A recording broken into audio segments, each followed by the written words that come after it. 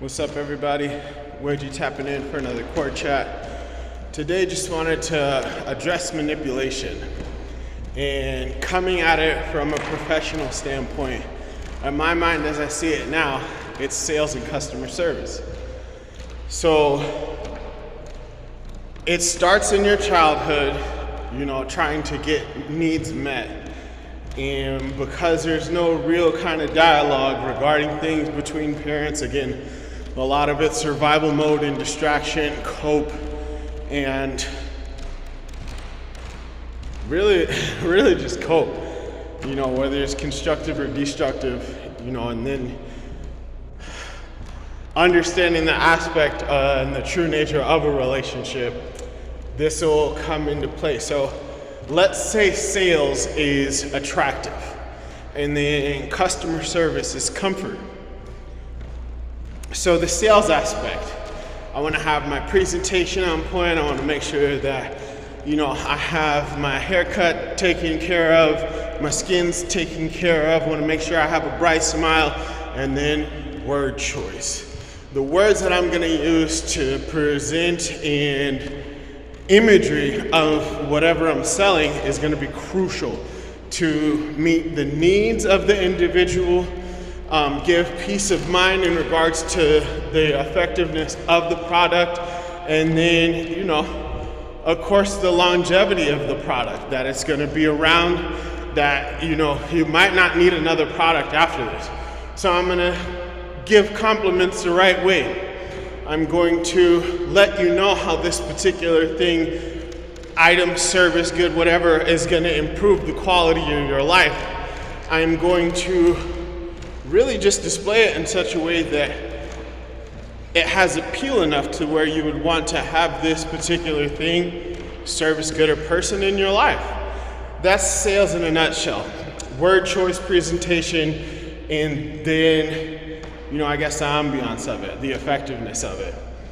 Now, flip side to that, customer service.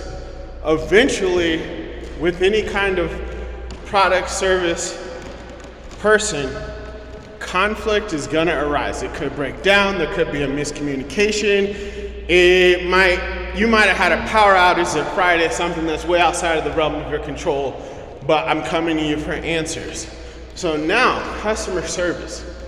I need to be able to identify, hear, understand, and accept what your issue is and attempt to resolve it in such a way that you're not only satisfied with the outcome, but you want to continue to be a customer of said service, product, or person, right? So I have a ton of both of these skills. Remember, entrepreneurial spirit, when I was a child, lawn service, shoveling driveways, and then again, my high school hustle, out selling vending machines. The whole sales aspects of that is like, well, I can get you what's not in the vending machine. One of the most crucial items was gum, and then, whatever else they don't have in the vending machine, I can source, bring into the property, and I'll make sure that it's available for you whenever you need. So that's how I beat my particular competitor, because they didn't even have the items that I had access to, so I could charge a rate that this other machine was. Because, hey, go get something else that's not in my wares. Go get it from the vending machine. You don't gotta mess with me. Like, it's fine. Especially, again, crucial aspect, gum. So I have the thing that's the most desirable, plus I have other aspects around that. Boom. Had everything taken care of. So in regards to customer service too, man, I'm coming to you. I'm taking the risk to get this in here. You know what I'm saying? So like, it's school. I could get suspended, like whatever it is, this is the case. So again, that aspect kind of took care of itself. But when I graduated out into the professional world, one of the first jobs that I had was working at a call center. I was taking escalation calls, and I loved it because it was like real world chess. You know, people would be calling in. I did it for AT&T during the release of the iPhone, and I also did it for Shop NBC. So Shop NBC was sales. Say they would have these actual prompts that would pop up to sell this additional item. No. You might mention those, but like I never followed the script because I want to get what the guest wanted. And over the course of doing this, you knew when to throw an additional item in. But most of these shoppers are real professionals, so they know what they want. And the faster that I expedite this order, the better the service is going to be, and that's going to keep them coming back. You know, so even what I do now is like high-level socializing. And because I have people that tell me this all the time, they're like, I can hear your smile over the phone. This is something that we did on our customer service teams over the call center. Smile through the phone. It's how you present yourself that's going to be received in such a way I know I'm talking to an enthusiastic individual. So it plays on both sides, but circling back, okay, escalations for customer service, this is AT&T, okay? So release of the iPhone, people calling about their bill, people calling about they dropped their iPhone in the pool, they lost it, blah, blah, blah, blah. I had a empowerment, what is it? Like an empowered adjustment frame to work within. And you'll make good business decisions. Sometimes I don't need to make any adjustments at all. Sometimes I would have to colorfully craft what is being said to me so I can justify making some particular adjustment. You know, and then it got to be fun because if they're caught, like, first of all, emotional separation, they're not mad at me individually, they're mad at my company that I work for. Cool with that. I don't have to get involved in their BS. This is something that I could have used a little bit more in my particular personal life, but had to work on that, learn some lessons. Try not to take things personally, it'll help you out in the long run. Hit dogs holler. But anyway, not taking things personally, letting those things kind of just wash off. Because again, they don't know me from a can of paint, they know the company. And maybe there's a plan I can get you set up with that'll help prevent this issue in the future. So it's identifying what the problem is, understanding that how to resolve the issue, and then vocalizing that to the customer. Here is the problem that I understand that you presented me. Here are 2 possible solutions that I can give to you, allow you to pick the one that you feel would best be suited for whatever your endeavors are currently and moving forward into the future. And then again, making sure that the resolution that we agreed upon satisfied the interaction, and I retain you as a customer. I would beat cancellations. Man, it got to be so bad that, so they had team leads, right, that were on call, and then the managers above that. Managers would pull me off calls to go handle stuff so that they didn't have to do it. And as a matter of fact, like when the time came for, I was facing 2 options. I had 3 level 3 infractions. Then I was offered a promotion to a team lead position. One of the gals that understood this, she was like, I don't even know why we're doing this. You're obviously gonna get the job. And it's like, well, I wasn't thinking about it at the time, but processing it now, what my infractions displayed is that I have an intimate understanding of what the company's policies were, how to mess around with them, when I could get away with things, when to cool out.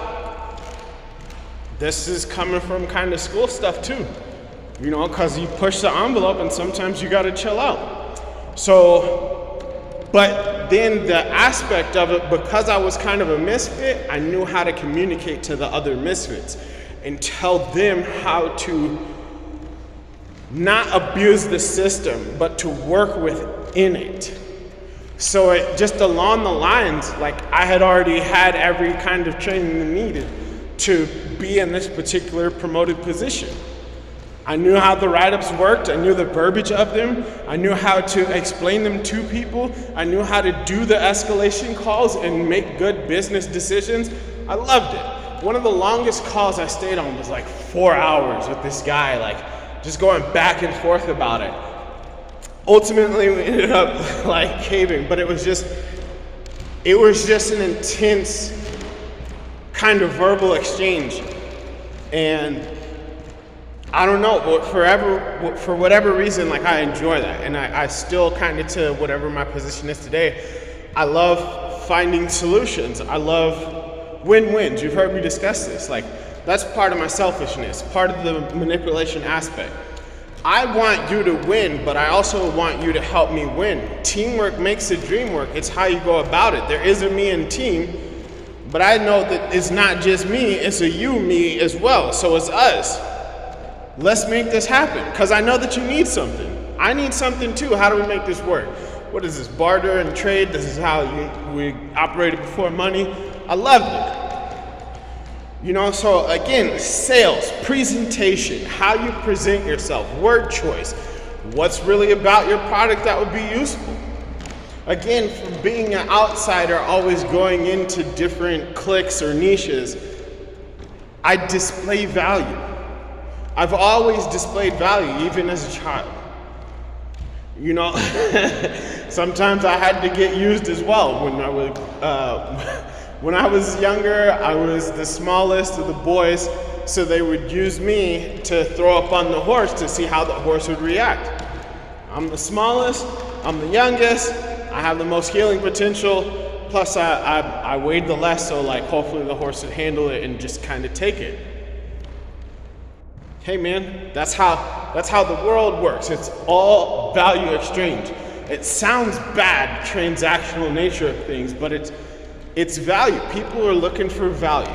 They want to have an enrichment in life. I was debating with one of my associates in regards to the value of money versus relationships. And the place where I'm at right now, like I was talking to my dad about this, like I used to be in such a rush, such a hurry to do everything, and now I have been gifted a little bit of a luxury with time.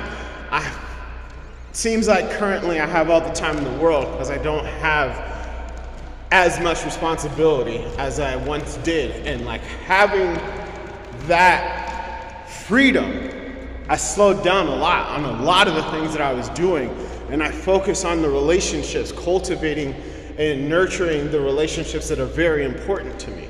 And understanding that aspect now, especially moving forward, because I don't know what's about to happen, weird things are going on still. Relationships are going to be invaluable. And how you present, show up, and contribute to said relationships are gonna make all the world a difference. It hasn't been any difference, it's always been this way, but people don't articulate well, they don't have the intellectual capacity, they don't have the emotional understanding to not take things personally, present outside of what might be fired back at you, and then most importantly, be willing to walk away, be willing to stand your ground. Now, once you're in it, that's a different situation. Because unfortunately, the way things are right now is that like you almost have to be willing to walk away. So there's next to no point to get involved with them. I was talking to a friend about this, but because I have over a decade, maybe it's decades of relationship experience, like I understand all of it. Plus, like where I'm at right now, like I said, the internal value, the things that are now intrinsic to me, it's priceless. I was telling my daughter, like I used to feel like I had more money in a certain period of time, but now intrinsically the things that I have, because it's proof of concept, everything else is gonna come, like it's gonna be fine. I have almost no concern about moving forward. I got it in here. It's gonna bring everything else that I need, plus the learning opportunities. So, sales, customer service, it's all manipulation. It's how you apply it. Make it personal to you. And then smile through the phone. Put your train on the tracks to head in the direction that you want to go, and I wish you all the best. Weezy's out.